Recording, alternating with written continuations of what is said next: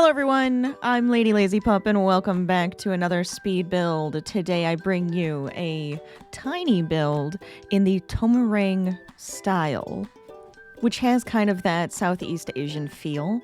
And so for this one, I was like, okay, I need to do a little research and see if I can't find some inspiration that would actually get me where I want it to be. And I found a couple really neat C-shaped homes where it has like a little notch on the side, and that's where I end up putting the front door.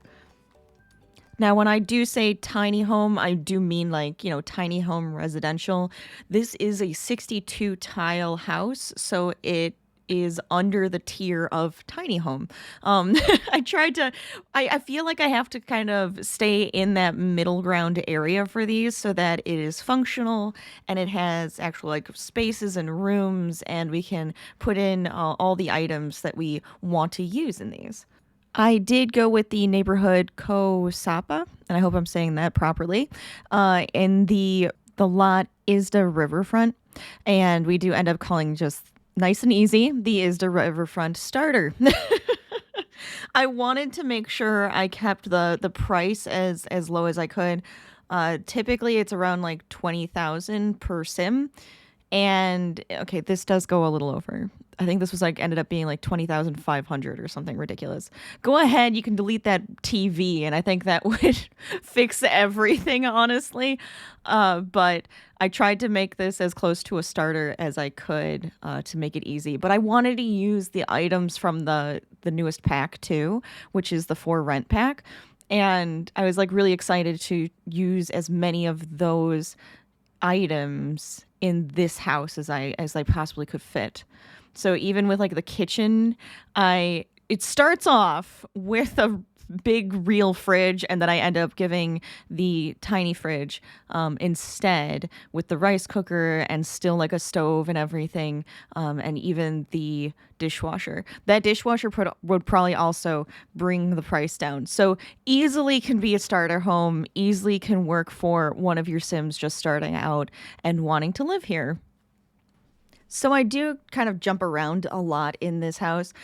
You'll probably notice that, but it's mainly because I want to make sure that I get the pieces I need and everything kind of fits correctly. So we kind of put some starter furniture, just kind of shoved it in there and went, okay, this.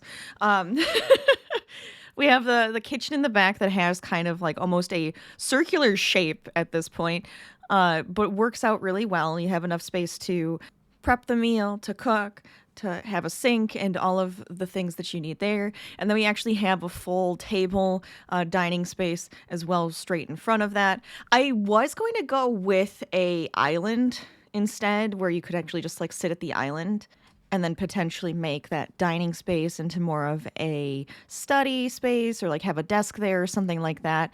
But I liked this half wall instead, and then having that actual full table with 4 chairs. I liked that. It felt a little bit more traditional, like it actually could fit more people, and you could expand eventually once you're ready to do so. Oh my God, I loved this tile. So I was like, we have to put the tile in the kitchen dining area and then in the bathroom, because the tile is so pretty. I love the designs on it.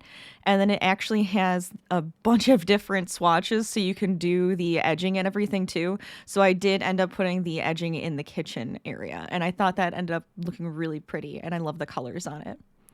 So now I'm kind of working with the colors from all of that. And in the bathroom, we went with more of a green tone than the blue for the main living area. And in the bedroom, we kind of went a lot warmer. We have some green tones, but it's mostly that red. But it's a nice soft red. And I really loved the swatches on that bed. I thought it was really pretty. I obviously have not done any of the outside or windows or anything, but we're going to get to it, I promise. I was just way more focused on everything needing to fit inside of the tiny home. So here we are working on this roofing, and I was like, I don't know what I want this to look like. But because I did have that inspiration, the inspiration pictures, I should say, one of them actually had it where the roofing was a little asymmetrical. So one was a little higher and then the other one was longer. And I liked that idea. So I only did it subtly here. I probably could have done it way more like prominently, but I liked how like subtle it is for this tiny house. I think if I build something larger, I might go a little bit more exaggerated with that. But I really liked how that looked. And I did end up going with this green roofing. I love it. I love this green roofing. I like the style and the texture to this. And then we went with like a nice thick edging that had like these really pretty ornamental pieces on it. The windows I struggled with a little bit. There are so many different styles with those windows, and they gave like a lot of different ones. I didn't know how I wanted to set this up at first, but I liked having as many windows as I could get, really, because I wanted to have a lot of natural light in here to make it feel a little bit larger since it is small. And I was like, okay, maybe I could do like the fancier windows. We could try doing the ones that have like different shapings and stuff. But I was like, you know what? No, let's do the ones that are a little bit more open and bring in a lot more light and maybe like some of that air and everything too if you have the house opened up. I think if this wasn't a tiny home, I would make the living space slightly larger just so that I could maybe turn it the other direction and have like the couch and something else like fit in there. It does feel a little small, a little tight, but for what this is, I kind of like how that spacing worked. And then with the bedroom, I I adjusted this a few times, but I end up with the bed on one wall and then the windows on the adjacent wall. And I feel like that worked out really well for that space too. I kind of wanted the long windows on either side of the bed, but because they weren't skinny, like they were the wider windows with the shutters, it didn't work that well with those because they are too wide, so I went with the smaller window. But I think it actually looks nice and it works well for that space, especially when I put the dresser underneath the window. I think that kind of fills it in and makes it look like it was supposed to be like that. On the outside here, I used a couple of different stone, and I kind of like how this works. So the one stone I used more so as the walking path, and then the second stone, which I really love this one, it has like grass in between, and then it has the leaves on every other stone, and it's just so cute. I like this one so much. I kind of want this stone in real life. But that space is more designated for like sitting or where you'd actually like do something, or maybe you could put plants there. I kind of liked that designation around the house that way. It also kind of leads you then to that front door, which is in the middle. It's in a weird, it might kind of be an awkward spot, but I like how that is. So it's like you have to have like a walking path and then you turn into the home. I think it works out really nicely. And technically, you do have a larger yard, but I did fence it off completely. But you absolutely could open it up and add some more stuff out the back. You could put a little garden or maybe even like a hot tub or something fancy like that. I kind of kept it a little bit more open to whatever your sim ends up wanting to do. They get to add all of their pieces to this house. I did think the curtains were really fun because they have like really fun patterns on them. I only had an issue when I went into the bedroom area with them. There's some like weird lighting thing. So you have the curtain, right? And it has the piece at the top, but then you just have the piece of the top by itself. So you could make it look like, oh, the curtain kind of like goes along this entire area. But for some reason, I was having a weird lighting glitch, and you can see that's the same color as the curtain, but it looks a lot darker. And I don't know why that was happening, but just so you know, it is the right color. I didn't screw that up. I promise. I'm just leaving it because I really wanted that piece at the top to make it look a lot prettier. For the bedroom, it is kind of a tight squeeze. You could technically go even at like a tile smaller and it would still be functional, but I liked having it a little bit bigger so we could have a dresser and all of the pieces in a bedroom you'd expect.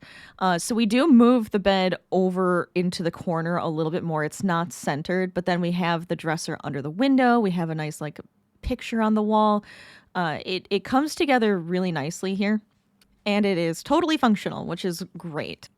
The dressers were kind of a pain. I'm not going to lie. This one is the skinniest one that I could use. The other ones, I really did want like one of the tall ones. And I was half debating on shrinking it down and like shoving it into the wall a little bit. But I liked the short one because we ended up being able to put stuff on top as well.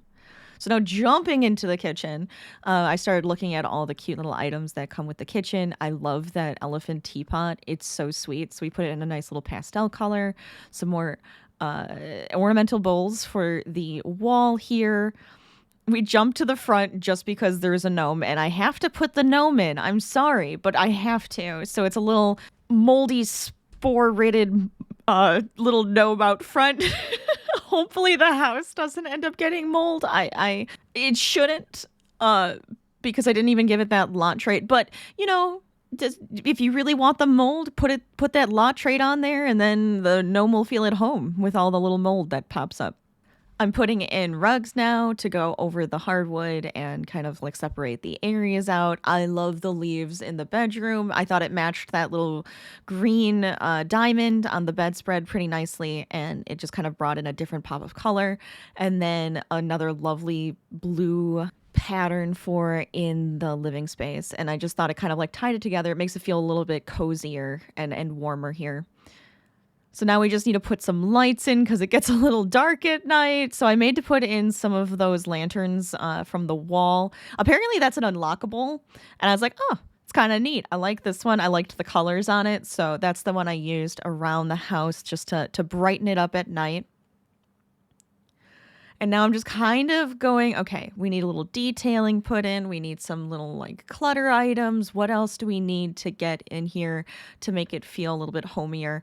So upper cabinets, always a good plan. You know, you need some storage space, especially in a tiny home. So we get those put in here. And then I found some other cool like shelving and stuff. And I went, this is way too small. Cannot use any of these, but I love them and I can't wait to try it. That's where I actually switch out the fridge. And it was mainly because I wanted that cabinet that has the paper towel roll. I was like, wait, I really love this cabinet. It's so cute. It's got such like a nice detail to it. I want this. Can't have a tall fridge with it. So tiny fridge it is. Tiny home, tiny fridge. Perfect. Add a couple more pieces to the countertops. And you still have space to utilize and actually prep and do all of those things. So completely functional kitchen, perfect. Then I had this little corner. I didn't know what to do with that little corner. I was like, can I make it into a desk? There wasn't really a one-tile desk with the packs that I'm using. So I was like, no. And then I was like, okay, well, what kind of item can I put here that would also be like a skill building? And that topiary, perfect. You can get the flower arranging skill. You can get the gardening skill. It's actually like a nice piece then to have in the corner because it looks like really pretty once they actually cut it up. And I thought it added a little bit of greenery. So perfect. I almost went with an easel and I was like, well, let's do something different. Let's have something fun with this. I did have a lot of fun putting this house together. It was kind of like a quick build, but I was having fun getting to look at all of the different items that come with the pack and see what I can do to put them together. I really loved that little poof and stuff too. It's like, oh, I gotta have that in there. You have to have like a little woven poof in the corner. I kept saying about literally everything. I was like, I need to have this. So here's the problem. There really wasn't any greenery that came with the pack. So I was like, okay, they used you can see in the world, they used these very tropical plants that actually came with island living. And then there's another plant that's like a bush, and it looks like the one that comes with Jungle Adventure. So you'll notice there are 3 packs used on this, and it's only because of the plants. It's otherwise only 1 pack and the base game. But because I really wanted to bring in some plants so it kind of looked like it fit into this world, I had to use 2 other packs. They're not even in the debug. I was trying to find like debug plants. There's no debug plants in this pack. What the heck? I was like, no, I could do this, but we ended up putting those plants in and some rocks and just to add a little bit of scenery in the outside. And that is the build, and it actually came together really nicely. It's a really pretty, cute, tiny home. So I hope you enjoyed this build today. Please give it a big thumbs up if you liked it. Comment down below, subscribe if you aren't already. But keep crafting, keep gaming, stay lazy. I'll see you guys next time. Thanks, everybody. Bye!